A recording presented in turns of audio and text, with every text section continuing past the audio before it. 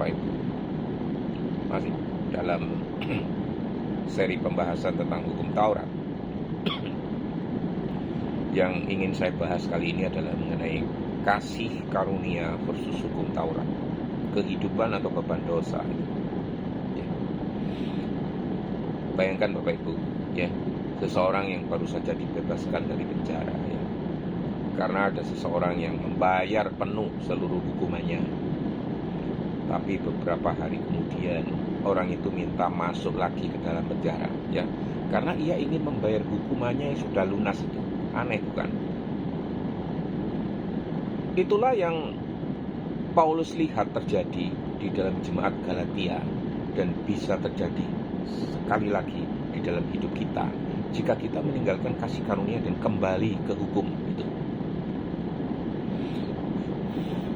Kalau Bapak Ibu ingin melihat lebih jelas, Bapak Ibu bisa lihat di ayat termaksud, ya, yaitu di Galatia 3 ayat 1 sampai 14 ini, ya. Di Galatia 3 ayat 3 dikatakan, "Adakah kamu sebodoh itu? Kamu telah mulai dengan roh. Maukah kamu sekarang mengakhirinya di dalam daging?" Nah, bahkan di Galatia 3 ayat 10 mengatakan, "Terkutuklah orang yang tidak setia melakukan segala sesuatu yang tertulis di dalam kitab Taurat." Mau kembali ke situ? Mari kita kaji sejenak, ya, sebuah studi tematik, ya, mengenai kasih karunia versus hukum Taurat, ya. Singkat-singkat saja Bapak Ibu, ya. Apa itu sebenarnya hukum Taurat? Saya tidak akan mendefinisikan panjang lebar, ya, karena sudah saya bahas di dalam pembahasan sharing firman Tuhan beberapa waktu yang lalu. Tapi saudara dan atau Bapak Ibu bisa lihat, ya, di dalam Keluaran 20 ayat 1 sampai 17, ya.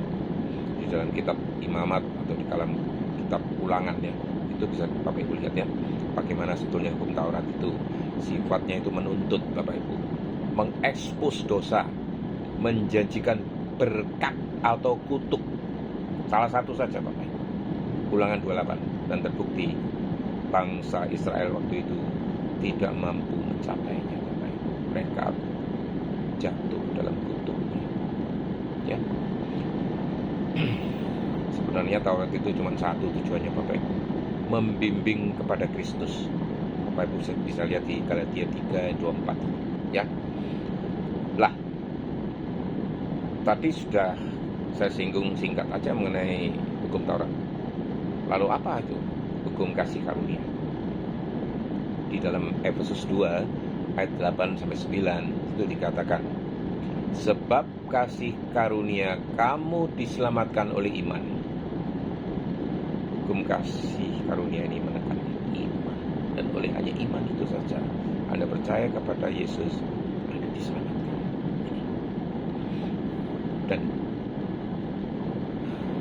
luckily, untungnya, hebatnya Bapak Ibu, kasih karunia itu adalah pemberian cuma-cuma dari Allah, bukan dari hasil usaha Bapak Ibu sendiri. Jadi perbandingan hukum Taurat, ya, dengan kasih karunia. Dari sumber hukum Taurat itu, dari sumbernya, ya, hukum Taurat itu diberikan lewat Musa, ya. Yohanes 1 ayat 17, sedangkan kasih karunia datang lewat Yesus Kristus, ya. Dari dasarnya, hukum Taurat adalah ketaatan manusia, sedangkan kasih karunia adalah pengorbanan Kristus. Dari tujuannya, hukum Taurat menyadarkan akan dosa, sedangkan hukum kasih karunia menyelamatkan dari dosa. Beda jauh, Bapak Ibu. Dari sifatnya bagaimana? Hukum Taurat menyatakan pelanggaran, sedangkan hukum kasih karunia mengampuni yang percaya. Sekarang dari akibatnya, jika gagal, hukum Taurat menjadi kutuk, Galatia 3 ayat 11, ya, sedangkan hukum kasih karunia menjadi pengampunan, Galatia 3 ayat 13, Bapak Ibu, ya. Dari kuasanya untuk taat, hukum Taurat tidak memberi kuasa apa-apa, sedangkan hukum kasih karunia memberi Roh Kudus.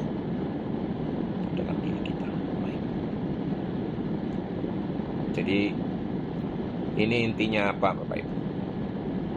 Intinya pertama, meninggalkan kasih karunia itu adalah kebodohan rohani. Ya, jangan tertipu untuk menyempurnakan keselamatan dengan usaha Anda sendiri. It's not worth it. Hukum Taurat tidak pernah bisa menyelamatkan. Roma 3:20 bunyinya.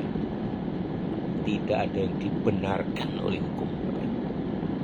Hukum hanyalah penuntun menuju Kristus, bukan menjadikan selamat. Galatia 3:24. Udah balik ini saya ungkapkannya.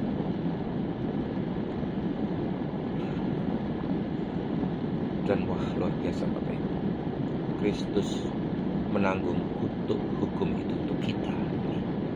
Galatia 3:13. Salib Kristus adalah titik balik dari kutuk menjadi berkat. Ini kita tidak lagi diperbudak oleh hukum, tapi hidup di dalam kebebasan roh. Ini di dalam Roma 8 ayat 1-4. Bapak Ibu bisa bacakan. Sengaja tidak akan saya bacakan panjang lebar ya di sini ya, karena ini makan waktu, dan inti daripada apa yang ingin saya kemukakan itu nantinya tidak akan fokus gitu loh ya. Bapak Ibu bisa baca sendiri ya. Hidup dalam kasih karunia itu jelas bukan hidup sembarangan Bapak Ibu. Kasih karunia itu bukan izin untuk hidup dalam dosa. Ini loh perlu dimengerti ya. Roma 6 ayat 1-2 ya. Tapi kuasa untuk hidup di dalam kebenaran melalui roh ini. Titus 2, Bapak Ibu bisa baca. Jadi bagaimana Bapak Ibu aplikasi praktisnya ini? Aplikasi praktisnya ya, pertama Bapak Ibu bisa evaluasi diri.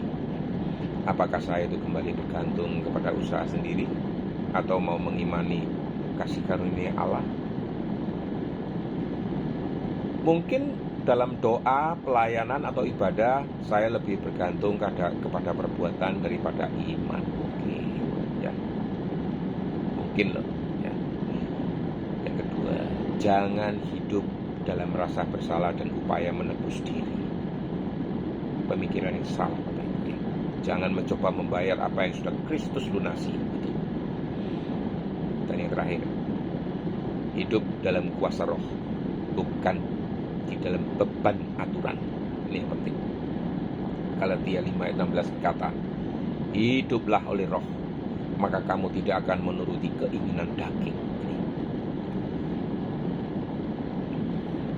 Jangan kembali ke penjara Bapak Ibu, dari mana Kristus telah membebaskanmu. Jangan hidup lagi di bawah bayang-bayang hukum, jika terang kasih karunia telah terbit bagi Bapak Ibu. Mari kita bersandar penuh kepada karya Kristus dan hidup oleh rohnya Bapak Ibu. Tuhan, ampuni kami kalau kami kembali mengandalkan diri dan lupa pada kasih. Teguhkan hati kami untuk hidup oleh roh dan bukan oleh usaha daging. Ajarkan kami untuk tinggal di dalam kasih karunia setiap hari. Dalam nama Yesus. Amin. Sekian Bapak Ibu. Semoga Tuhan berkati Bapak Ibu sekalian.